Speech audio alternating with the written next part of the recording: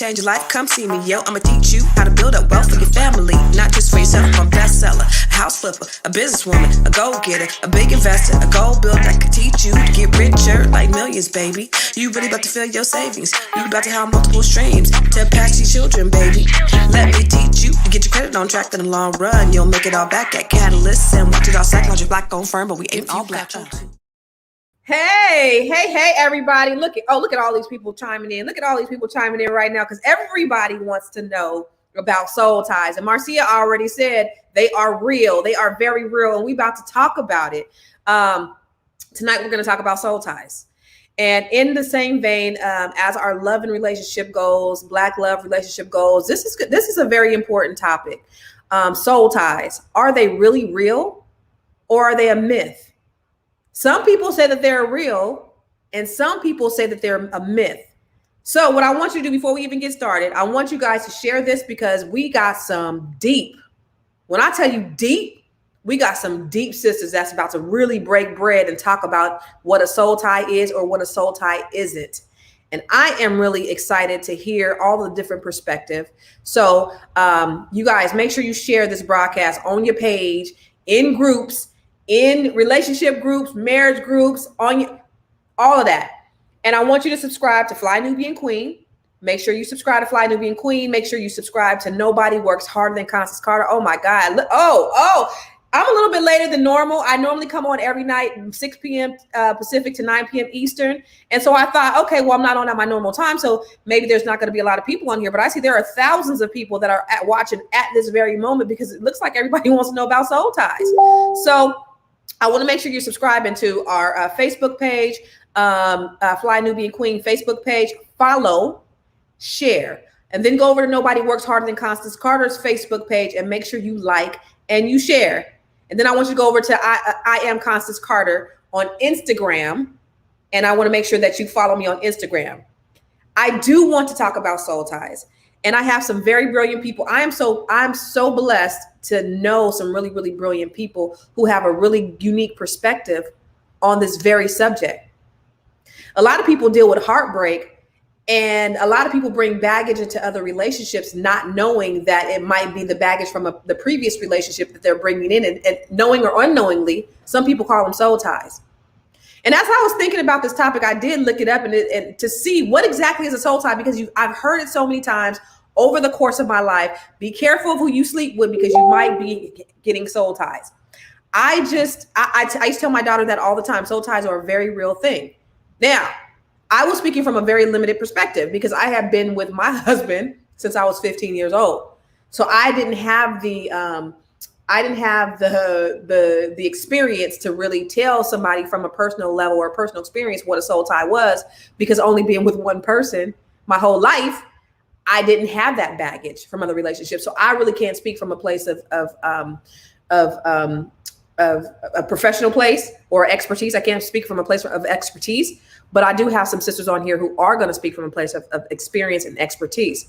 So what are soul ties? Soul ties can be defined as a spiritual connections between two people. Most people say soul ties are formed due to physical relationship between people, but even emotional, social, and spiritual relationships result in developing soul ties between people. So that's what a soul tie is. And that's what I read what a soul tie is. But I'm going to bring a few very smart, very intellectual, very engaging people on here so that we can have the discussion together.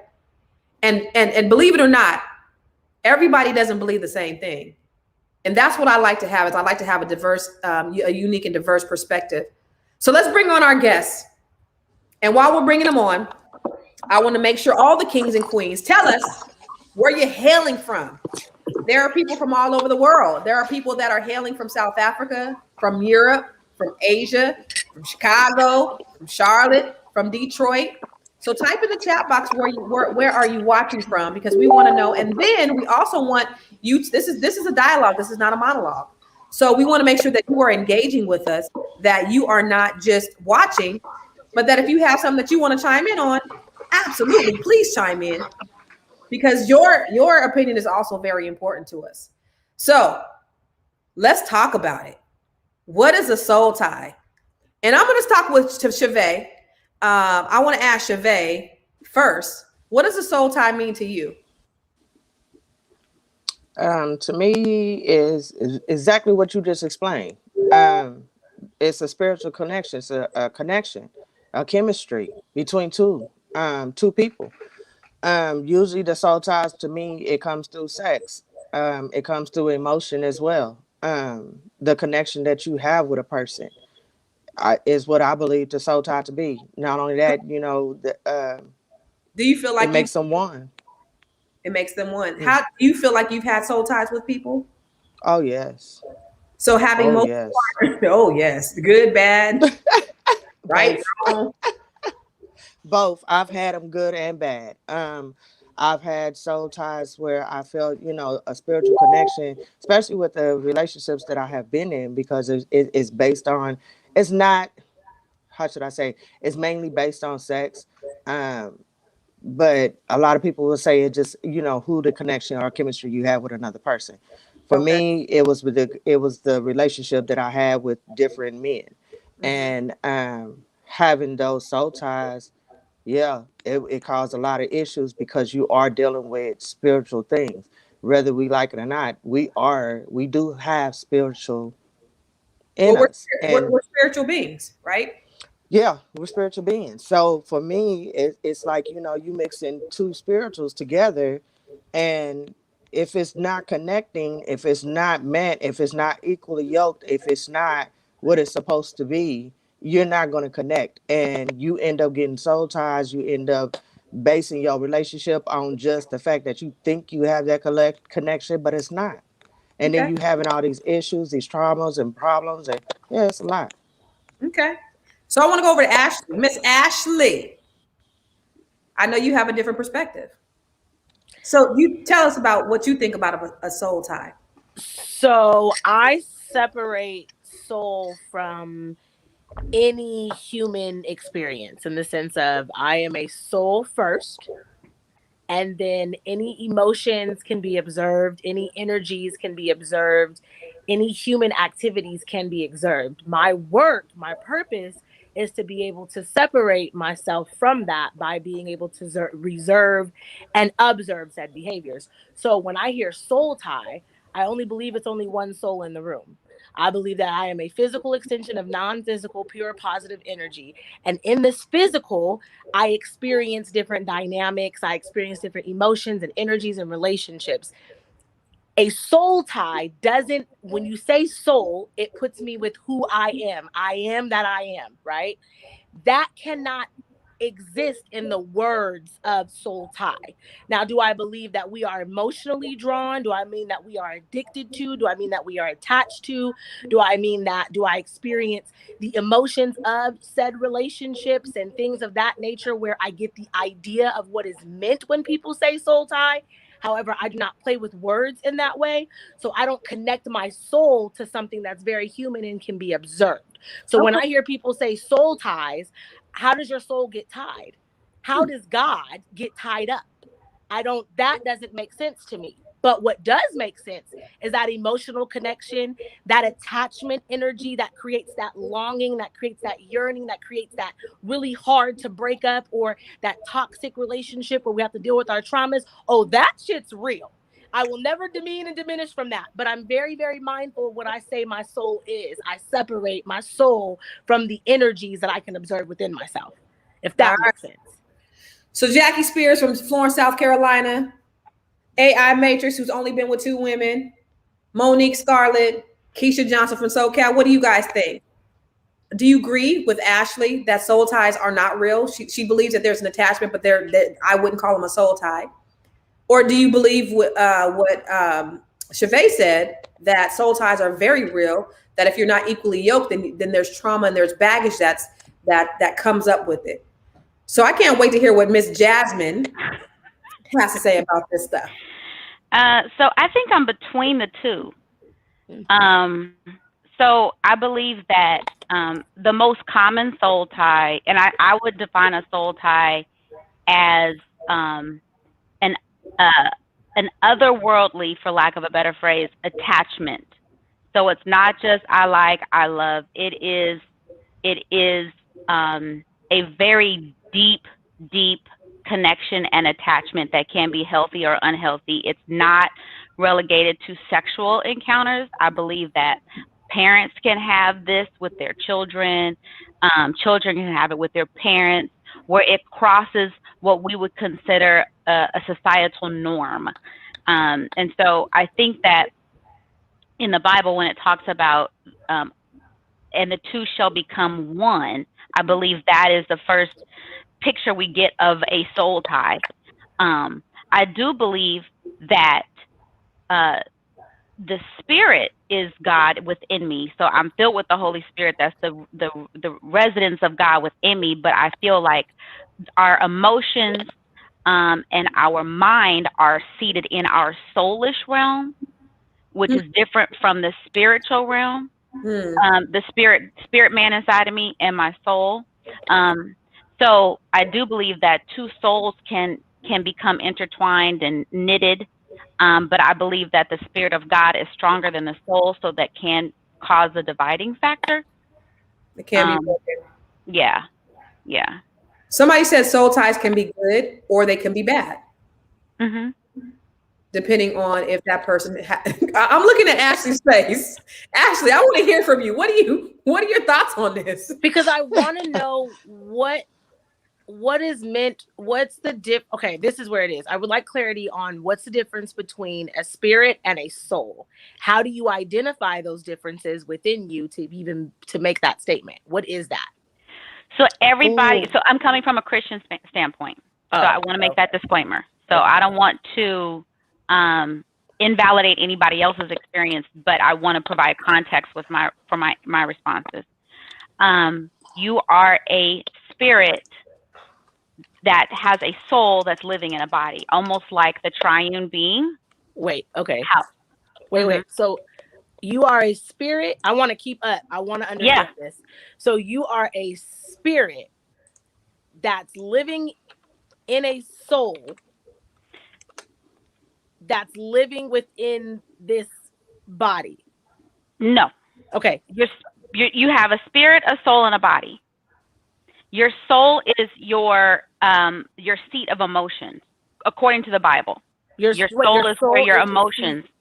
Your soul is where your emotions take place. So is it fair to call the soul emotional? Yes.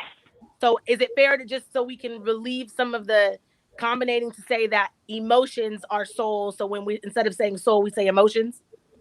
Is that the same? You can say well, yeah, because in the Bible says that the soul is where our emotions live. Chavez, you said no. You call it as what it is. Let's not take away from what it is. A soul is emotion. It's emotion. Emotions is soul. It's both. It's not something that's separated from the two. It's the same. It's the same. If you look at the definition, which I'm going to read off the definition.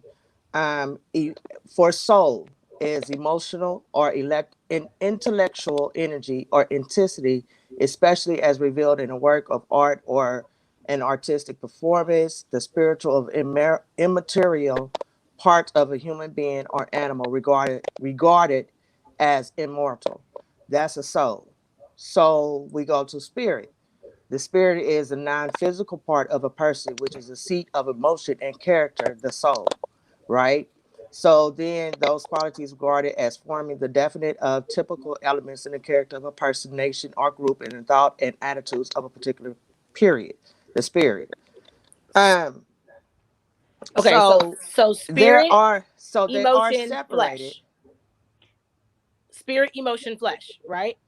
Yes. Or soul, spirit, flesh. No, it'll be soul, flesh, and no, the soul, it'll be spirit, soul, and flesh.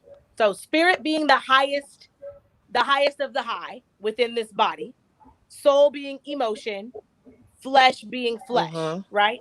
So then my question then goes, emotions come from thoughts, correct? There, you can't have an emotion without a thought. You'll never think a good thought and feel bad. Feelings and emotions. What's the difference between feeling and emotions? Semantics, right? So just for those of us who aren't Christian, who do not, just so we have clarity. So there's soul, the emotion, which is thought, emotion and thought, which is, well, with spirit, emotion, thought, and flesh. Mhm. My the perspective that I'm understanding is that whenever it comes to emotion, feeling, soul, for your word's sake, that can be observed from spirit because it's a concept of thinking. It's a thought born place, right? Mm. Mm-mm. I can't trust that So one. there is The there reason. is a separation in the soul where you have three parts. You have the will, the emotion, and the mind within the soul. So you can have a mind to do something, but your emotions are pushing you to do something else. For Mm-hmm. example, like Paul said, those things that I don't want to do, I do. Those things that I do want to do, I don't. So he had the mind to do the right thing, but his actions, his emotion that drove his flesh did something different. So the Mm-hmm. Yeah. mind, I know what you're saying, Ash. No, no, I'm tracking with you. I'm Okay, so totally tracking with you. It's all I'm it's saying is okay. that anything to do with the Can soul I? tie can be No, okay. observed from spirit. Can I think you guys are. okay? Can we?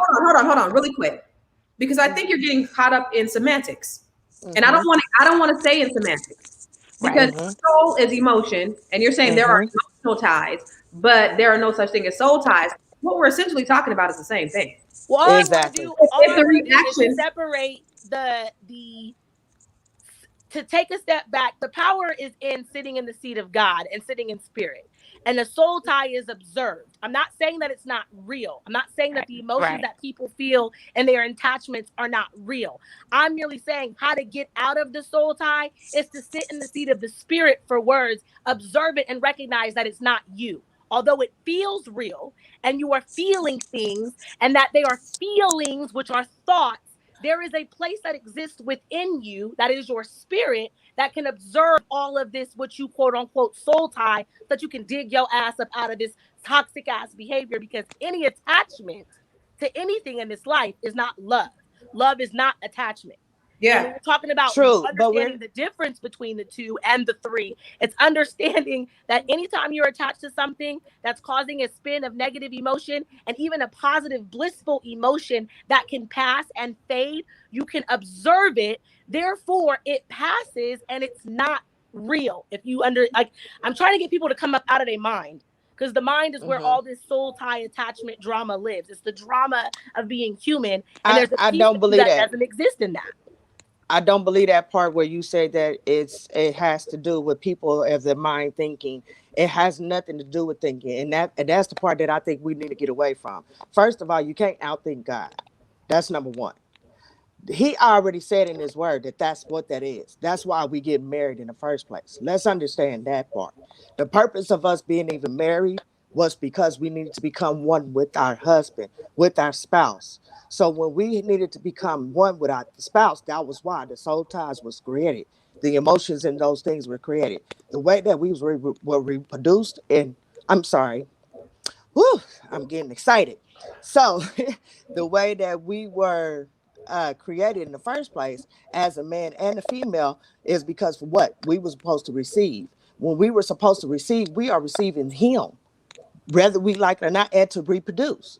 We were to receive Him. When He lets off that sperm, that is automatically souls right there because you are allowing that soul to come in you. First of all, what does it do? It makes a baby. For one, for number two, that's a part of that soul. It's coming out of your body. So when you get that in your system, that it becomes a soul tie. There's no longer just what you think, it's what the actions, the actual physical action has happened, and then it becomes a part of you. Let's not get away from the fact that spirits can't jump from one to another. Let's not believe that spirits cannot jump. They can. God is in us at all times, and there's also other things too. Let's not forget that. We can't just depend on and say, hey, God is the only one, but He's not. He's the only one that's in charge. True, right? However, there are other spirits. That's why it's other religions. That's why it's other things that people think a certain way, because there is other spirits. Now, the soul tie on itself, it becomes, if you notice, when you've had married couples that's been together for 20 years, 30 years, 50 years, they start looking alike. They take on each other. They take on each other's behavior. They take on each other's ways of doing things, character, personality. They take on all of that about being around each other and continuously sleeping with each other. That's how you bond. That's what God created it for, was the bond. That was the word I was looking for earlier, was the bond. That's a bonding moment. That's how you consummate. It's because you're pulling those souls together for you guys to become one. So I can't say that that's a mind thing. That has nothing to do with mind. What has to do with mind is you sitting here trying to disconnect from the soul tie. You can try, but that's something that God would have to literally deliver you from. So, That's not an easy process. so what I'm hearing you say is, so what I heard you say earlier, or what I heard being said earlier, not you, Javette, but what I heard being said earlier is the soul tie is really an emotion, but you're saying it's not an emotion, it's a spiritual bond. It is a spiritual, and it could be, in the form of a demonic bond if the person that you are tying souls with is not right. Spiritual. Yes. All right. So I Mhm. would. This is why I say I live between Ash and Javette. Chevette. Chavez. Thank you. Sorry. Okay. Because as Ash said, the Spirit, the whole purpose of the Holy Spirit is to guide us into all truth, right? Mhm. So if you are filled with the Spirit of God, you have access to be guided into all truth. So, oh, Ash has a sad face. So yes, if you are living in the spirit divides between soul and flesh. So the spirit is like the sword of the spirit. When you look at the armor of God, the sword of the spirit can divide through everything. It can cut through everything. So yes, you can have the Spirit of God in you and discern what is of the soulish realm. And yes, you can, through the Holy Spirit, break free from that. But if you stay in your soulish realm, if you live in your mind, will, and emotions, it is, I won't say it's impossible, but it is extremely, extremely hard to live in the place of emotions, mind, and will without stepping out and saying, I'm filled with the Spirit, I'm led in all truth, reveal the truth to me, and pull apart. Because when you live in that mind, will, and emotions, it's almost like living in a swirling toilet, right? Like you can't get right. Mhm. you just living in this. I feel this, I'm gonna do this. I think this, so I'm gonna feel this. So that kind of thing. And the Bible also says, as a man thinketh, so is he. If you stuck in your thoughts, that's what you're gonna live out of.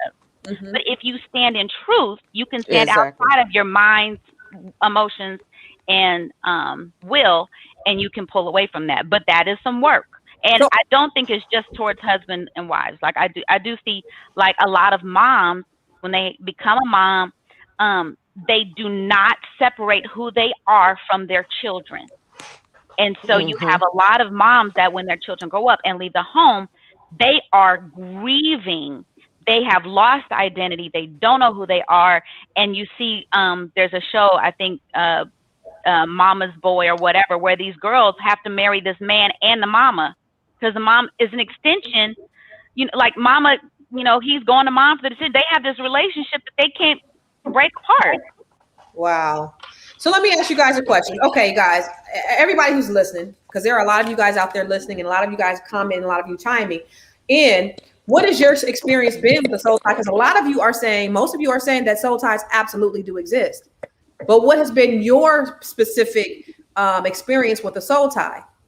And I know right now, again, it all goes down to semantics, because I think what we're actually talking about are the same things. Yeah. There is that bond that you have in a relationship. A lot of times people they bring baggage, and that's where baggage will come in when you go from relationship to relationship to relationship. You take a piece of that person, and you take a piece of that person, and you take a piece of that person, Yep. and all of your baggage together, it makes who you are, and it develops what you do in this particular relationship. And there's pieces of each person that you consummated with that affects whatever your current relationship is. I mean, what do you say about that, Miss Ashley? First of all, I'm so mad because I was so in the, I was like, oh, so it's not emotion. Okay, I can mess with that. Now that makes sense to me. Because anything to do with emotion, I'm like, that's not real. That's a passing phase. But when it does come to soul ties in the sense of what you're saying, spiritually being involved and intertwined with someone, absolutely. You ever been texting somebody? Because you literally look at relationships, you text somebody and next thing you know, they're texting you at the same time. Or, you're thinking about someone, you're like, damn, I was just thinking about you. Well, when you intertwine that energy with sex, and then you intertwine that with the mental and the emotion, now you're talking about a bond that literally becomes the epic challenge to break apart from. Yes, I'm just not one that agrees that a soul can be tied, because I have a different understanding of what a soul is. You can't tie God up in anything. God just is. And the way that I have always identified soul and spirit as the same damn thing, it is that you can't do that. How does God tie himself up? Like, that doesn't make any sense. But when you're talking about you as a person having this emotional attachment, when you're having these feelings and this carrying of other people's energies with you, because when you do have sex with someone, there is an energetic exchange. Sex is a sexual energy exchange. You are exchanging your life force energy within someone. You are connecting with that person. You are rigging with that person, and the two shall become one in that sense. Pulling that apart then has the emotional ramifications. So yes, in the sense of how you guys are breaking down soul ties, they do exist. Just, it's semantics. We're talking about the words with people who don't, especially with Christians, understanding where that comes from. So yeah, and it's incredibly challenging. Yeah. Welcome back. I just want to add, somebody said, a person said on your comments, to show scripture. So I'm gonna give you a scripture. He said First Corinthians 6:15. Do you know that the one who joins himself to a prostitute is one body with her? For he says the two shall become one flesh. So when you're saying when two flesh become one, then you're saying that that's the tie. That's the tie. Okay, so we all have our definitions of soul tie. Yes. I always try to figure out what is the resolution, because I was talking to a gentleman today, and we were just talking about how. Shut up, fool. What did you say? I said stop sleeping. You said what? You said stop sleeping around.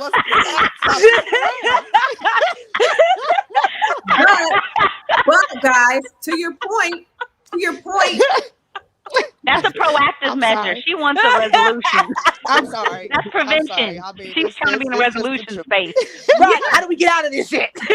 Right. But to your point is that, or to the point that I was making, is that men and women are very different. Just like you said, women are receiving that man's spirit. They're receiving their seed, their sperm, their energy exchange, right? But we are in the position to receive, period, point blank. And so women tend to become more attached. Emotionally, we tend our minds, our bodies, our souls, and men can really compartmentalize and separate the sex from the emotion. So in that instance, if we're talking about the exchange of souls, why aren't men as equally as tied up in the exchange as women are? I would argue they are. Yeah, I would argue that they are, but the manifestation is different. Okay, talk about it. So women tend to be more emotional. We want to cling. We want to hold on. Men may take away that exchange. They may become hard. They may put up walls. They may pull away. They may have issues with commitment. And I'm not saying this is the reason why all men have issues with commitment, but men it may appear differently with men. But I do think if there's an exchange, I think that both sides feel it. Now, also, women tend to be more open. That's so it. There if it is. you are more open, you will receive more. And so then you see men tend to not wear their heart on their sleeve. They tend to protect their inner sanctum a little more than women do. And so, because by nature, a lot of us are this maternal life giver, lover, nurturer type. And so we're like, yes, come let us love you. Come let us take care of you. We want you, we're going to let you in. And we're always like, to the men, why won't you let us in? Well, doggone it, they don't want all the stuff we dealing with. They don't want that. But I think that men do Yeah. have it. And I know some men whose noses, you know, in high school, they got wide open. They weren't right afterwards. Mm-hmm. You know, they were Yeah. standing, you know, I'm from Oakland. They were standing outside of Bottleneck Liquors down by Oakland Zoo looking lost. And it was like, what in the world did she do to you?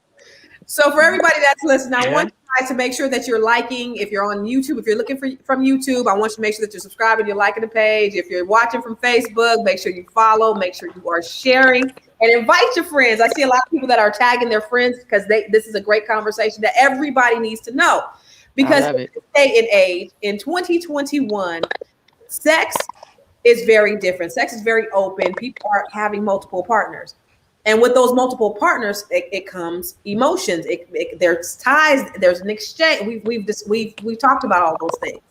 But Ashley, what do you think? And I want to go back. Ashley, I want to go back to the question. Ashley, I could ever have you as my poker partner, girl. Oh no, we gonna lose. We are losing. Let me tell you right now, I suck terribly. Let me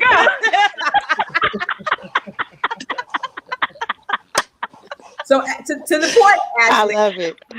what are your thoughts around men and how they deal with soul ties? I'm not a man, so I don't. I can't. In my experience, the men that deal with me, and I tend to get along much better with men because I have a very logical and understanding approach to life. Whereas my emotions, if you see the emotional side of me, you're really dead ass close to me. Like, you know, there is no separation between you and I at that point. So the men in my life, from what I've experienced, their emotion from a woman's perspective may translate as hard, but when you remove the judgment of it being hard, it is very crystal clear that they are emotion. I think men are more emotional than we are. I really do. I don't think that it like, I think you said that it manifests differently. So I don't say it's one way or another. I think that their soul ties are a reflection of their inability to let go of a woman. I think their ability to even cheating is a sign of a man with some soul ties that are linked to some unhealthy habits and behaviors.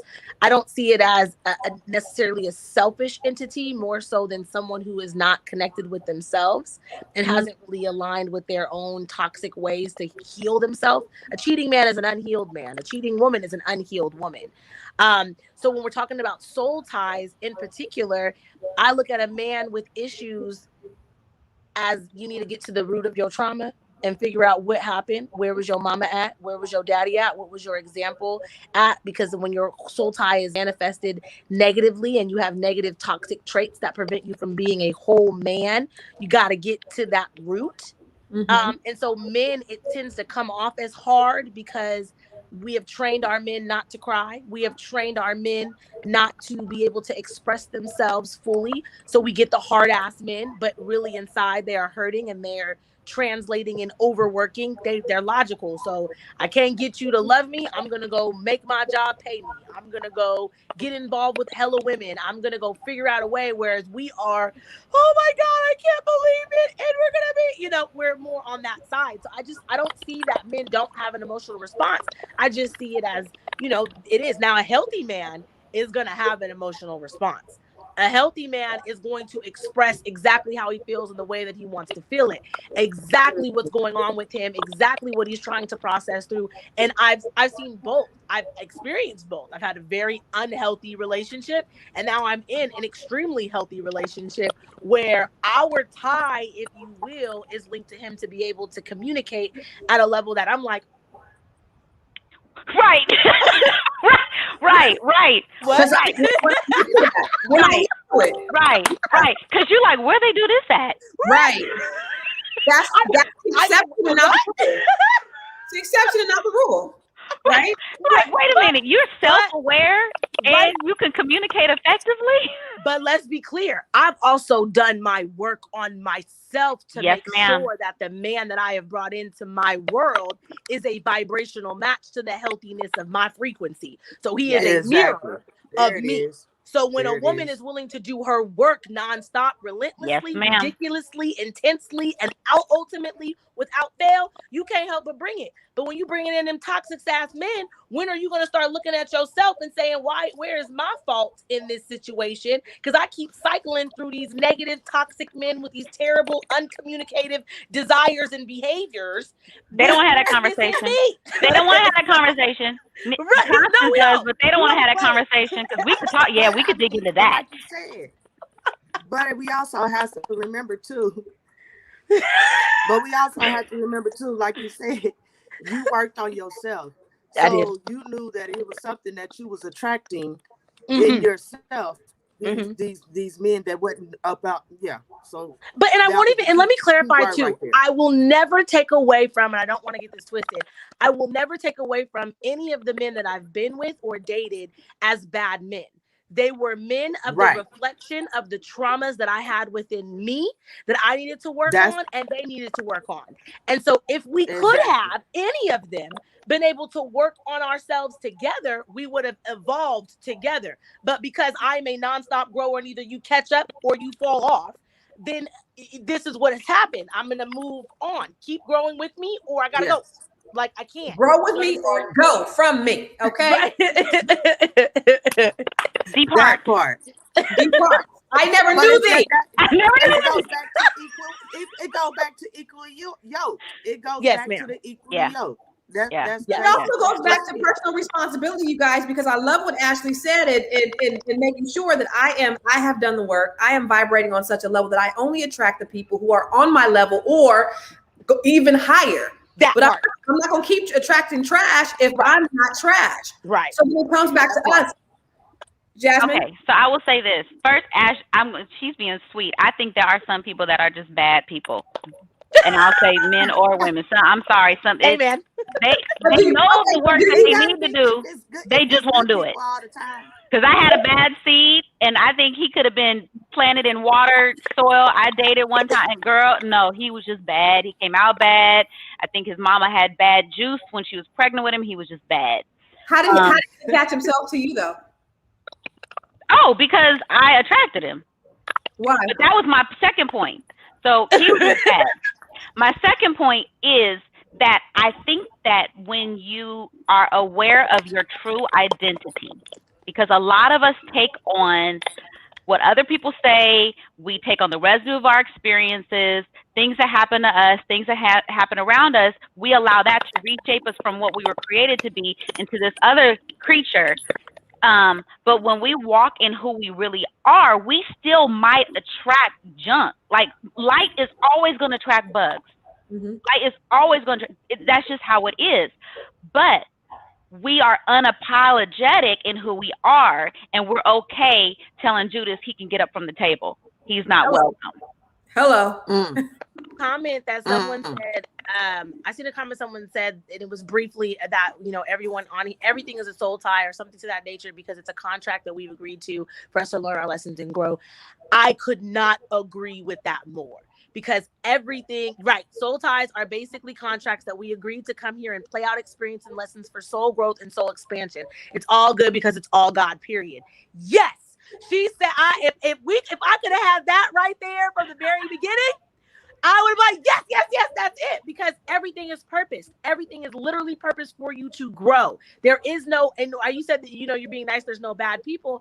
I mean that there's bad people. I don't believe that. I believe that they may be bad and messed up in their ways, but they don't really know better. Because when you know better, you really do better, because you realize that when you're in a bad space, you are literally only hurting yourself. While if you hurt us, guess what? Those of us who are unapologetically knowing who we are, we're going to take that hurt and we're going to figure out where that hurt is within us, and we're going to evolve, period.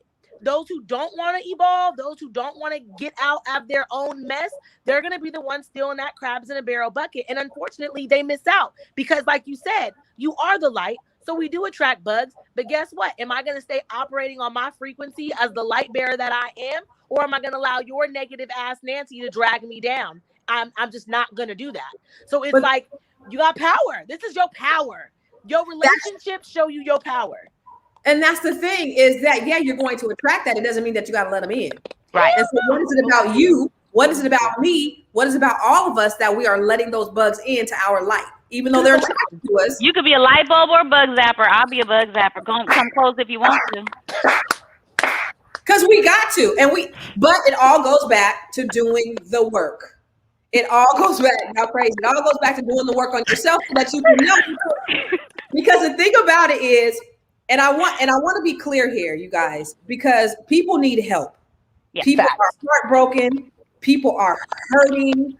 People are wandering aimlessly around here trying to figure out why they're only attracting certain type of people, why they keep getting hurt, why woe is me, why me, why me, why me.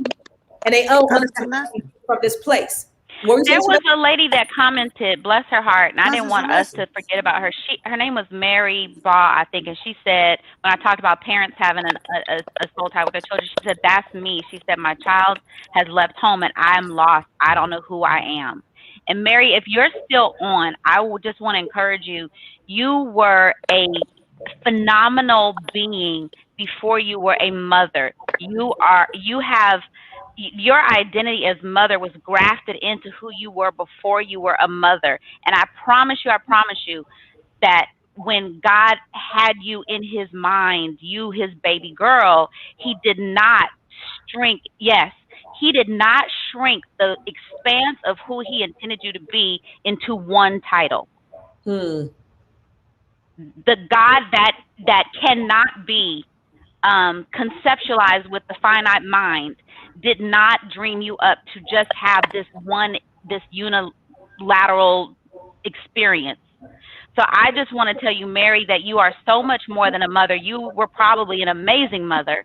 But I want to tell you that there are gifts and talents inside of you. And I don't want you to allow the change in your life to escape. It's an opportunity. It's not a loss. It's a pivot point, and pivot points are awesome. And I will say, I'm 40. I just turned 43 yesterday, and I will say that a lot of my girlfriends, I know it don't crack, girl. No, it don't crack. No. And chocolate don't chip neither. I will say that a lot of my girlfriends in this age are doing this shift. And we, thank goodness, are not looking at it as a loss of identity, but more of an embrace of what else is there that I can be, right? You sit at a buffet. So Mary, sit at a buffet table, girl, dine on some other stuff. You have some gifts and talents and stuff inside of you. You are not just a mother, girl. You are a multidimensional being, girl, own that. To that point, and I'll tell you this, my daughter and I are extremely close, like besties. And when she graduated from high school, when she went away to college, now I love her so much. I would rather her be home, but I love her more that I allowed her to go. But I didn't know how at the time to make that transition from her being my child to her now being a woman. And I didn't know how I was going to be able to deal with that relationship, her going from my child to a woman. But our relationship evolved, Mary. And so now I'm looking at her as a woman, and the relationship has gotten even better. I didn't know that it was even possible that iteration of her life would actually be a better iteration for me. Wow. So if you allow, nature and life to take its course, I promise you, it'll be fine. You just have to let go and allow, and then you'll start to see some change, and it'll be better for you. They're not leaving you. They're evolving. She's no longer a baby. She's a woman.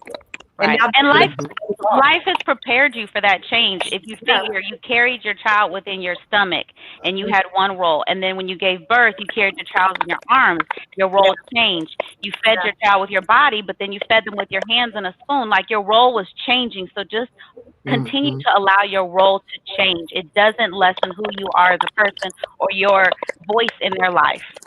But don't rob the world of who you are. I think what she's also dealing with is something that a lot of us as mothers don't really come to acceptance of, is that the children came first. And we are conditioned, especially as Black women, to put children first. The children are Right. first. I will stay in a marriage where I'm getting my ass whooped because the children Right. have to come first. Right. And I took a very early on approach I have 3 children where I came first. I come first, I will always come first. Because if I am not good, there is no way I will be good to you. And when I did have them first, and I was willing to sacrifice them essentially because I wanted them first, I noticed that my childhood traumas from how I was parented started to come out in a cycle where if I did not put myself first, they were going to start reliving some of the things that I went through and I'd be over my dead body. So I feel like, Sister Mary, now that your children are no longer There she is. right, it is right. Sweet, After sweet my lady. podcast, I just locked onto my kids. Right there. And that, again, there's something where I'm not first. My husband, now I don't have my husband, now my kids, which I mean, that's grieving. That's to be expected. Right. But Right. now when you begin to center yourself and put yourself first, what that looks like is your quality self coming out. I'm now going to go for a hike by myself. I'm going to go to a restaurant by myself. I'm going to go get my nails and my toes done. I'm going to take a 3-hour bath. I am going to make sure that whatever I need for me in this moment that's going to bring me my happiness is going to do that. And that is a very scary space when all you have done is placed everybody else first. Who am I? Well, start really sitting there asking yourself when you wake up early in the morning, who am I? God, show me truth. Who am I? Fall in love with you. And then when you fall in love with yourself, honey, then you're looking at your kids like, do I have time for you today? Right. Call before you come, boo boo. Call before you come. True story. I might be making my ass so do that, high. Mary. Call before Don't do you that come. to the babies. Don't listen to them. I understand. Call before you come. Mom might be busy. Okay. They're so Mary. I'm with you. I got 3 at home. I got 3 at home. We're not doing that to our kids, okay? Parents here. I did. Good luck. Look, mine is still here, and I did. Look at him. So let's go back to the healing space. So let me explain this part because I like what you said, but you also got to understand that too. We cling on to other people because of loneliness. Whether we like it or not, we do. I don't care what's going on in this world. We are lonely. You could take it however you want to be. Everybody needs somebody. You can't come and tell me, I don't need nobody. You don't need nobody. Yes, you do. Everybody needs somebody in something. So that's where a lot of that come from as well, is that, you start accepting those type of things because of loneliness. I do agree with you, Ashley, where you have to start putting yourself first. Think about yourself, love yourself, understand yourself, be okay with yourself. That way you're not putting yourself in a position to where you are feeling lonely and desperate. Let's not forget that, desperate. Let's not forget that. Because a lot of times we don't like to sit there and we don't like to recognize that word for what it is. I was married to my ex-husband, and when I say I got with this man, I knew he was not for me. I knew that, for one. I already knew it. But I knew that I didn't want to be by myself either. And I knew that we already had this ties. I wanted to, But anyway, I got with him because there was some things that I was lacking within myself. And that's what attracted me to him. For one, going back to the attraction, what we was talking about before. Because I had a void in myself that that wasn't fulfilled. And that I wasn't allowing myself to get fulfilled. So I thought it was okay for somebody else to fulfill that for me. So and he had the same qualities at that time that I had within myself, which was not good. Okay. So did it become a problem? Yes. How did I get out of that? I had to, like you said, love myself.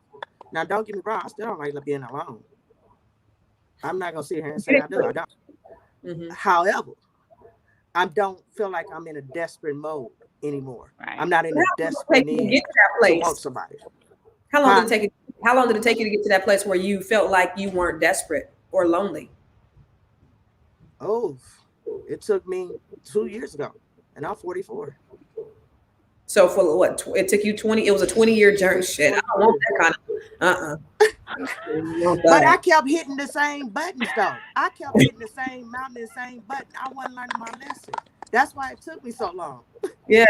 Because I was still going around the same circle, still trying to figure it out and wasn't listening. I wasn't listening to nobody. I was just going with my own thing. And I was determined to make it work the way I wanted it to work because I felt that that's the way it needed to work. You were Not just trying to fill a listening void. and You were just trying to fill a void. that's it. So That's it. how did you come to know yourself, Chevy? Ooh, rock bottom.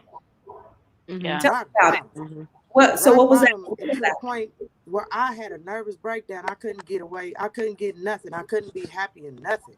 I everything that I worked for, everything that I thought that I could do it wasn't coming together. Nothing was coming together. I couldn't understand why.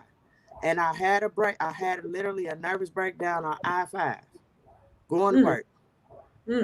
And then I had when I got off that nervous breakdown, I had to go to God. I really did.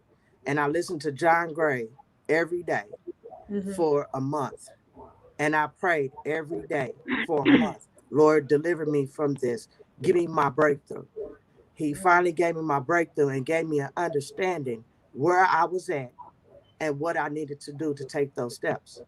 And also understand what was actually hurting me throughout this time. Because I had buried everything. Everything that happened in my life, I had buried. He had made me look at all of that, everything that I went through my life that hurted me.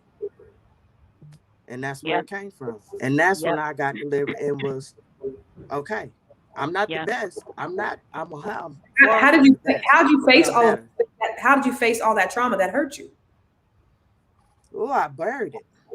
I'm talking about when you had your breakthrough 2 years ago.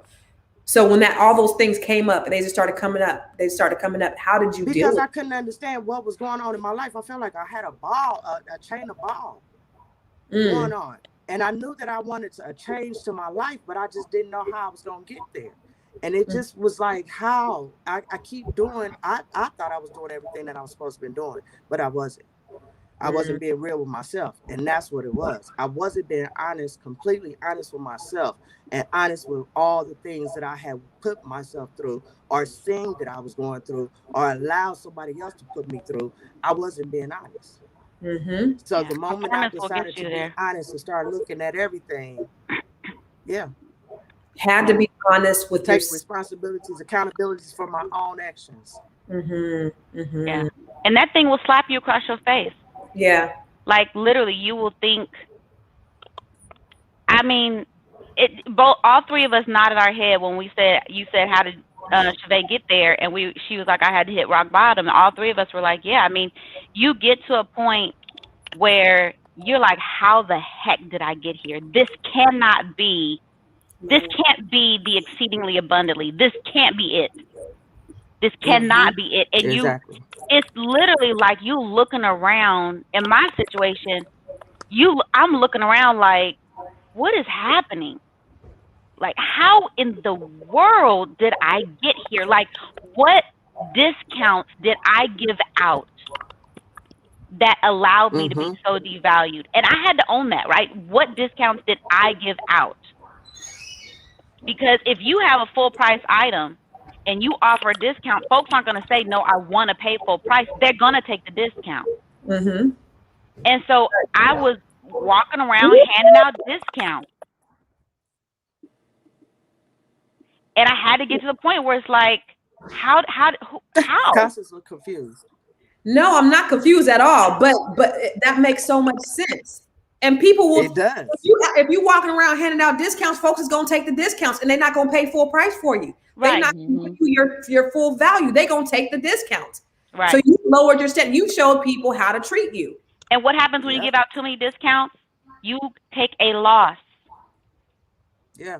They get a deal. You take a loss. You are at a deficit. And that's where we start to live. We live in this deficit place. And like Ash was saying, as women, we learn to perform. So now we're performing, but we're living in a deficit. And that, baby, that train will hit you. It will hit you when you least expect it. Man. And I will say, in my situation, God was very gracious, but I had to peel all the way back to when I was molested as a child. Yep. I had to peel all the way back and talk to the 2, 3, 4, 5, 6, 7-year-olds and say that person helped shape where you ended up at 37, 38, 39. Wow. Yes. Because they put a discount on you before you could say what your price was. What your price was. Yep. Right. So that's an example of the marketplace defining your value. So the marketplace had defined my value when I was 2, 3, 4, 5, 6, 7. And then out of that, I learned watching my alcoholic grandfather, who was an amazing grandfather and was very functional, but I learned how to enable. Now I'm discounting and I'm enabling.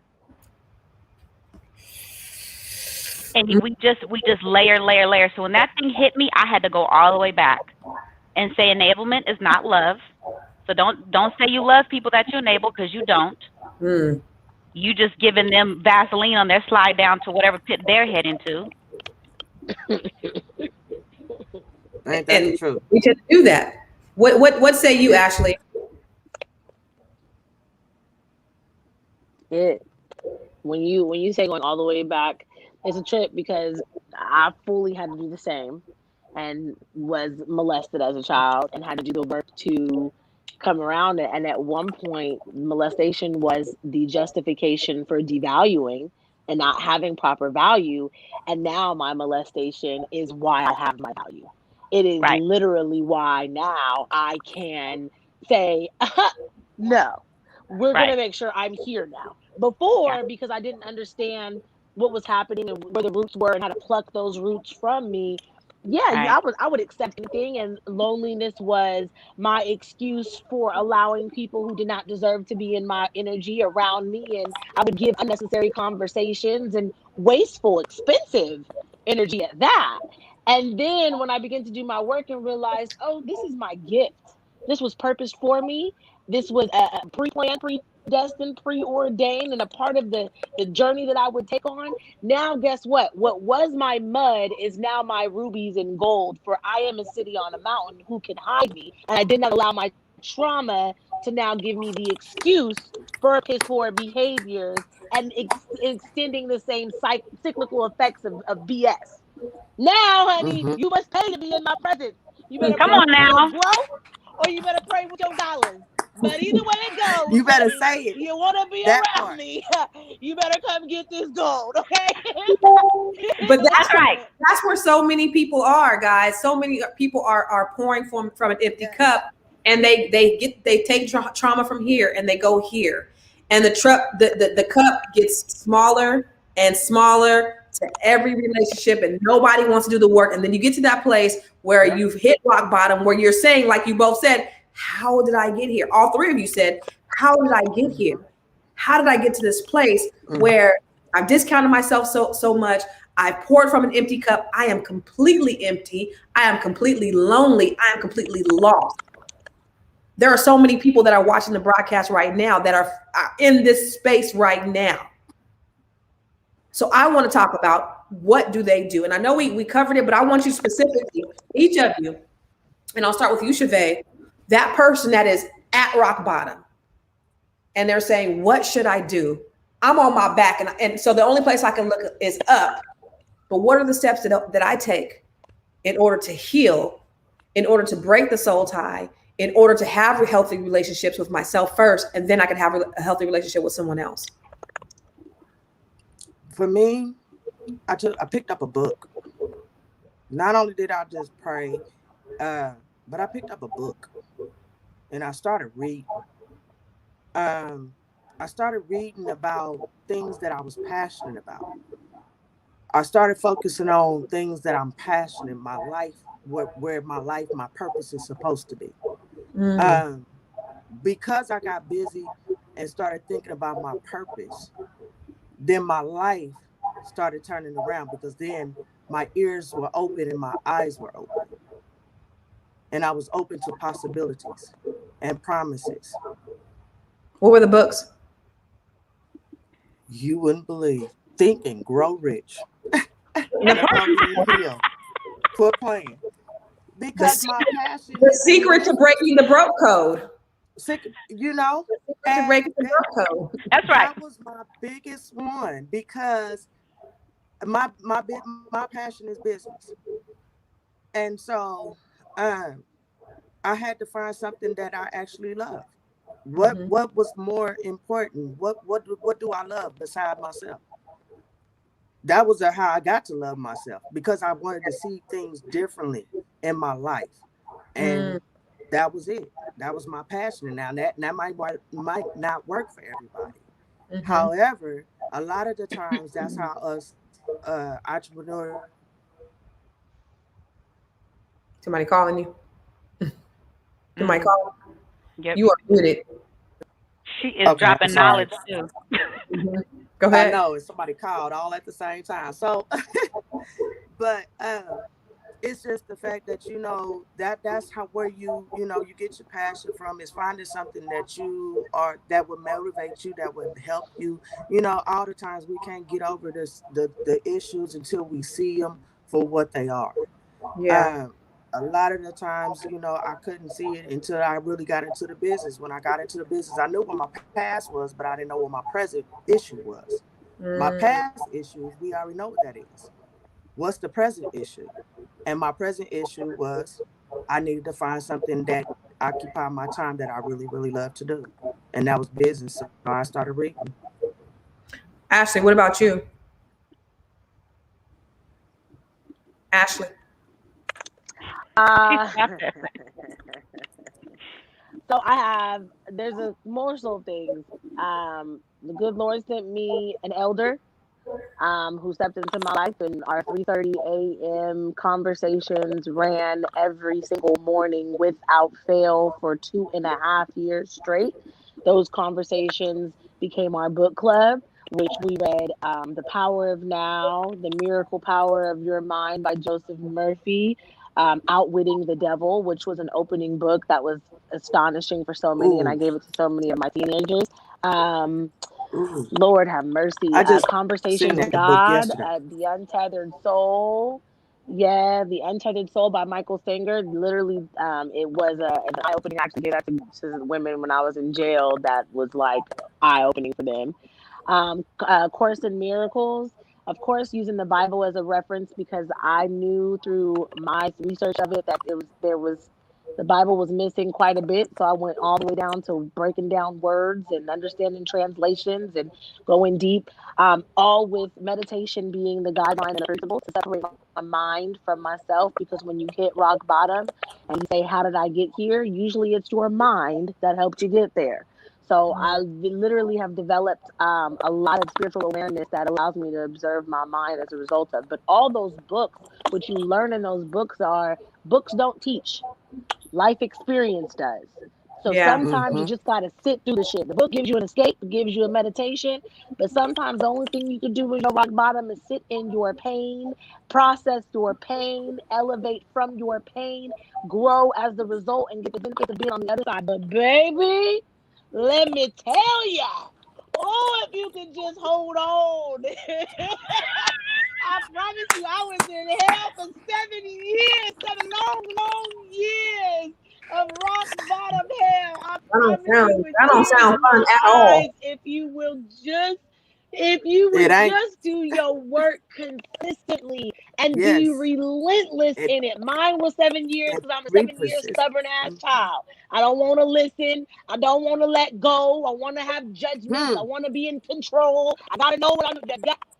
There's a lot of that. Control will make you stay in the hole. Let's be clear. Your ass will get locked in a hole so fast when you are trying to control your goddamn narrative in your life. When you have hit rock bottom, let go and let life unfold. But baby, when Let you God. do, the glory will make you sing high praises and start speaking in tongues, and you didn't even know you knew anything outside of English. Show it some more. So I love what Marie said. She said That is also true. getting healing by renouncing past unhealthy relationships. It is truly a spiritual journey. So you have to go back and say, renounce those things that were not good for you, that were not healthy from you, and remove them from your energy, from your space. And then and I love what Esra said, all knowledge is ultimately self-knowledge. You learn about yourself through the process of learning. And it's an evolutionary process. You have to continue learning. If you stay in a space where you're stagnant and you're idle, you will be in misery forever. So Jasmine, what are some things that you did? Because I know you said I had to peel back and I had to go to those places. What did you do? Did you read a book too? I did not read a book. I mean, I've always been a reader, so I read things like R.T. Kendall's Total Forgiveness. I read Chris Vallotton's The Power of Supernatural Forgiveness. Ooh, I think that's a good one. Yeah, that's a good one. I think what I had to learn was that Jesus does the saving. I don't. Because that's where I would latch on because I felt like if I could just love you, and this is not even romantic relationships, but this is like close friendships. If I just love you enough, you'll be healthy and we'll be good. Like girlfriendships where it's like, if you toxic as I don't know what, but if I just love you enough, you'll be good. And I don't even like women like that. Like, I'm a guy girl, like Ash. I'm a daddy's girl. Women growing up, I have a few like girlfriends, but outside that, I'm like the emotional. I ain't fooling with them. I'm not doing all that. But I think that I had to learn that Jesus did the saving. I did not. And that I did not have to go beyond what was healthy for me to make somebody else healthy or try to make somebody else healthy. That sounds really easy. Jesus It's not easy. What does that mean? I mean, for me, it was a reprogramming of thought. Okay. Like it was almost like a rehab program. Like I was addicted to crack. I wasn't, but it was like I was addicted to crack. And you had to rehab because Chris Vallotton talks about the neural pathways and how we create neural pathways like addicts do. They get a hit, it starts to create this neural pathway. So they expect this pleasure, right? So your neurons actually create a new highway when you take a drug because they're like, okay, we're creating a new highway. We want this high. And so you actually have to reprogram your mind. It's a renewing of the mind. Like it sounds churchy. I'm not trying to be churchy. I had to renew my mind and think differently. First, I had to think about myself differently, and then I had to think about other people differently. And I had to learn to say, I love you, but I'm going to love you from over there. Bless and release them. Bless and release. Bless and release. And be okay with them staying released because I'm like, well, I want to, I want to check on them and see how they're doing. Let's do the 6-month checklist. No. I'm going to love you from over there, and you're going to stay over there. And that's okay. But yeah, it was really like a reprogramming of my mind and a renewing of my mind and seeing myself differently. And giving myself permission to ask for what I wanted. Hello. And that's what so many people need to do. They need to recognize, they need to give yourself permission. A lot of people are so locked in this bondage that they don't even know how to ask themselves for permission, that they don't think it's okay to ask themselves for permission. Well, they don't know what they want. That part. I mean, if you've been drinking Diet Coke your whole life, you think when you're thirsty, you want a Diet Coke. You have no idea your body's asking for water. Like you don't even know what you want. So you have to do that work and realize I never even really wanted the toxic relationship or that, that kind of attention. I actually want this kind of attention. And I'll say the people that I dated, not all of them, but I mean, quite a few were like, had I been healthy, like Ash said, Baby. they never would have got a ticket to this ride. Hello. You know how it says you must be this tall to ride this ride? They would have never made it. Like your health has to be at this level to ride this. They would have never made it. Wow. And again, so many people are shortchanging themselves. So many people are discounting themselves that they'll allow those demonic influences or those negative spirits or those or that bad energy to amalgamate with them, Mm-hmm. and then it ruins them. Mm-hmm. There's this guy. It was when they're thinking. Oh, go ahead, Ash. I think there's a delay. Go ahead, Ashley. But what I was saying is when you feel bad, a lot of times people don't understand when you're feeling negative, sadness, depression, anxiety, worry, doubt, fear, all those negative energies that you can feel them within you. Very few people take the time to connect the thoughts that are associated with that energy. They half the time you're just feeling it and you don't even. So I always do this exercise and I play this game. When you're feeling these negative energies that's creating this misery, first of all, now you're operating on a frequency of which you have no control how circumstances, situation, and events and people are heading in your direction, which are going to match that negative energy. Period. This is the law more real than gravity. So a man thinketh. Okay. So understanding that you feel this energy. Take the time to sit back and literally observe your thinking and start writing down those thoughts that you're having. Notice what you're saying after I am. I am angry.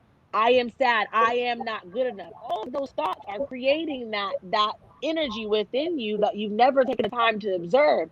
After you write all of those down, then go and start telling yourself the truth. I am not worthy. Okay. I am worthy.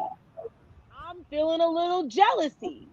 There's nothing for me to be jealous of. You literally, when you're saying you had to renew your mind, it's one thing to renew your mind because you have the strength to do it within your mind. It's another when you're a little bit more hard-headed like me. You got to get real practical and logical and start writing the things out so that you can physically, tangibly see it and understand what it is that you have to change within yourself. I just had a little spit yesterday with the honey, and it was on something that I could have caught. I could have caught if I was in my presence, if I was in the now moment, if I could have stayed in the presence of God within me. I could have caught it, but I didn't. So I got tangled and wadded up in something that didn't matter. And I had to go back, sit down and say, yo, like, what is it that kept me in this funk? What were the thoughts that led up to this? How did I get here? I got to go all the way down and effort myself. And a lot of the times, number one, people don't know that they can effort themselves because that's what real willpower is. That's what real effort is, to acknowledge what they're thinking. And then number two, to go back and change it. Then put my ego down to even correct myself in its presence. Because that's another issue we have with when we're talking about dynamics and relationships is we'll get into these attitudes and these I want to be rights and just straight ego and don't know how to put that down because it actually hurts to put your ego down. Like it hurt. I call my ego Katrina because she's worse than a hurricane. Because legit, me and her be having full out. Like, girl, you can't sit down nowhere. You can't be caught. But that's also the trauma that's coming up. So when you're able to really circle around and start to see where your negative thoughts, behaviors, and patterns and habits are coming from, you can really do that work to renew your mind. And it is an effort, but God, it's worth it because now you have a lot more control of yourself. It's self-mastery at its finest. And I think what people need to understand and realize is that you never come to a place where you've arrived. Never. You never get it done. There's always going to be work. Right. So as you are healed, you are continuing to heal. As you are continuing to heal, you're always in the healing. You know, you can't be perfect, but you're perfecting. Yeah. You're never out of space where you're done. Yeah. Yeah. So you always having that pen and paper, baby. Come on. Yeah. Having that pen and paper. Saying these are the lies that I'm telling myself. But here's what the truth. Or the recorder, right? Or the recorder. Yeah. But it is a mastery and it's an ever evolving process. And if you are committed to the work, then you got to say, hey, I'm never going to get to a place where I'm perfect. And you guys and whoever your partner is, they're going to have to offer you understanding as you are evolving. Right. You have to get with somebody who is willing to understand that you are evolving. Yeah. But And you there's have. a difference between Mhm. perfection and health. Mm-hmm. And I think I want to make sure that people know, like, there is, there, because there's a narrative, there's no good women or there's no good men. There are people who have done the work, and there are people that are healthy. They're not perfect, Mm. but they're healthy, Mm-hmm. right? Like, I was talking to my pastor about this kind of today. There are people who are like, my stuff don't stink. And then there are people who are like, look, I got stuff. It stinks. I'm working on it. Here's the stuff. I'm telling you I have it. It stinks. But I'm working. Here are the steps I'm taking. Okay? Like, yes, Awareness is everything. Self-awareness is everything. right. But there's a lot of people And that are saying my stuff don't transparency. stink. Yes. That are making it bad for the people who are like, I just pooped on myself yesterday. Mm-hmm. Mm-hmm. Or people are constantly projecting. People are. It's you. It's you. Yeah. It's Well, you. that goes back to your talk on that. That's some narcissists Ooh. and that gaslighting. That Ooh. part too, not taking on accountability for your own actions. That's just simple. It's Mm-hmm. simple. Yeah. It's real simple. Yeah. But as we do the work, to Ashley's point, as we are vibrating higher, Yeah. you Yeah. are going to attract people who are vibrating with you. That's That it. trash is going to fall by the wayside because you're going to know what your worth and your value is. Yeah. Mhm. So we're heading on an hour and 15 minutes, but I want each of you, I want you guys to give us some last words on just some advice or some motivation that you want to give to all the thousands of people that are still logged on here. They've been strong with us the whole They time. still hanging. They are still hanging. Hey That's y'all. what's So um Jasmine. Jasmine. Yes, What ma'am. give us some final motivating words for the people who are listening and watching. It's okay. It will be okay. That sounds like it's placating, but I promise you, it will be okay.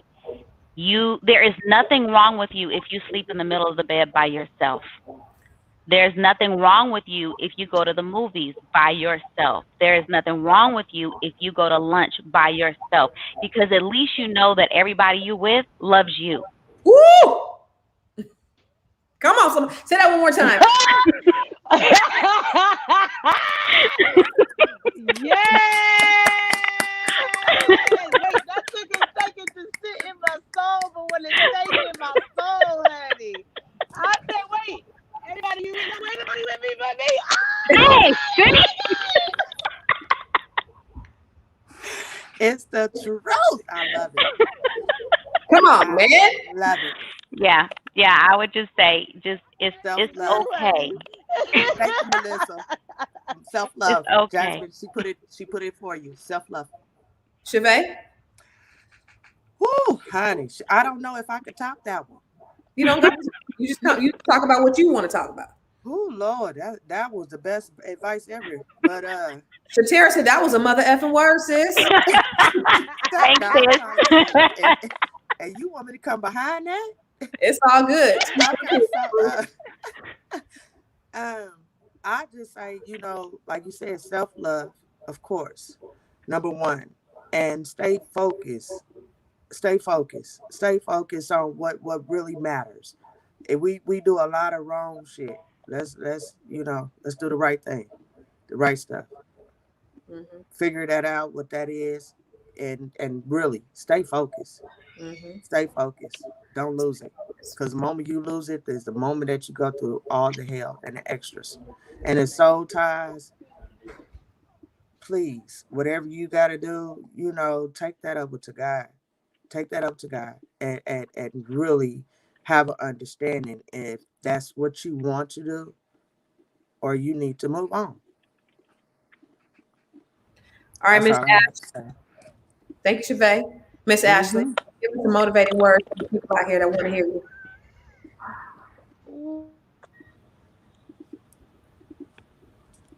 Are you muted, sweetheart? Oh shoot. Okay.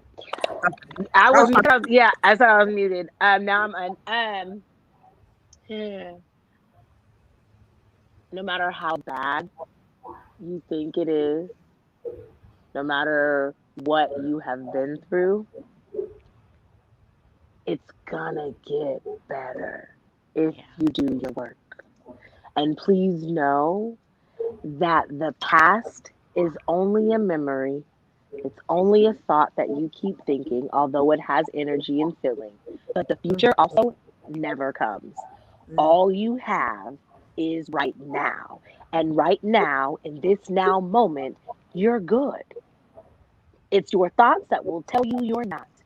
It's your thoughts that will tell you you're not. So you have a responsibility of self-love and self-mastery to own and do whatever it takes to stay in your now moment so that you can elevate in your frequency and change your entire reality. And to glory be God when you do, honey, because it's so much better on the other side. So hold tight. Don't give up. Don't give in. But surrender your need to control your outcome and just live for the happiness that dwells within you. Amen. So Tara said, how do I not miss these link ups? Because we come live, not them, me. It may be them. It may be somebody else every night, 6:30 p.m. Pacific, 6 o'clock Pacific, 9 o'clock Eastern, Monday through Friday. We're going to always talk about something that's of holistic importance to you, whether it's your finances, whether it's your health, your wealth, your spirit, your body, your mind, your soul. Anything that could help and support the community, because the community is a holistic aspect. So my background is helping people to build wealth, but that wealth is not just money. It's what's eternal and what's also internal. So you could connect with us every night, 6 p.m. Pacific and 9 o'clock Eastern, or if you're in Central Standard Time, it's 8 o'clock. But I just want to say, I mean, we had some brilliant ladies that came from all different perspectives. Now, if you go watch the replay, you guys, and make sure you're liking and hearting this, the beginning, it started off with everybody at the end of the day came back with the exact same thing of what a soul tie is. The definition of a soul tie, we got wrapped up in that, maybe the first 15, 20 minutes. But at the end of the day, it all came back to where we are, how we feel, who we connect with, and making sure that we do the work on ourselves internally so that we can be healthy in whatever relationships that we go into, that we're not discounting ourselves, that we're not pouring from an empty cup, but we are being good and loving ourselves first so that we could be able to love somebody else. So I love these ladies. Oh my God. They came through and they dropped them bombs for your moms. At the end of the day, everything we are spiritual beings living in a physical body. And you need to take care of yourself spiritually so that physically you can be okay, so that you can perform every single day, that you can go out and be productive in this world and be able to give to somebody freely. I love talking to brilliant people. I always say if I'm the smartest person in the room, I'm in the wrong goddamn room. So it's always good to talk to people who are smarter than me, who have a different perspective than me, who can teach me something. And these ladies taught me something tonight. So thank you guys again. And you guys tune in every night. Tomorrow, we will be here at the same time, same batch channel. It was a little bit later because I was on a panel with Boyce at 6 o'clock. But 6 o'clock p.m., 9 o'clock Eastern, make sure you tune in and you follow Nobody Works Harder Than Constance Carter. You follow Fly Nubian Queen. You go and, hey, what's all of you guys' IGs? I want to make sure everybody knows how to follow you, because I know last time Ashley's behind blew up. Everybody started following her. So you guys, what's your IG, Ash? Ashley at Majestic. Ashley Majestic at Majestic Ashley. Yeah. Yep. Jasmine. Zofem at Zofem IG. All right, and Chevy. Oh, can I put my business on here as well? Yeah, sure. Yay. So follow me at I am Chevy Porter and follow me at CP Beauty and Barber Salon on Instagram. All right, that's what's up. And you guys make sure you continue to follow us, Fly Nubian Queen. And for all alerts, text the word Queens to 31996. But make sure you stay on and you continue following us every night. We appreciate you. We love you. We thank you. Yeah, it's CC, CEO. Wanna change your life? Come see me, yo. I'ma teach you how to build up wealth for your family, not just for yourself. I'm a bestseller, a house flipper, a businesswoman, a go-getter, a big investor, a goal builder that could teach you to get richer.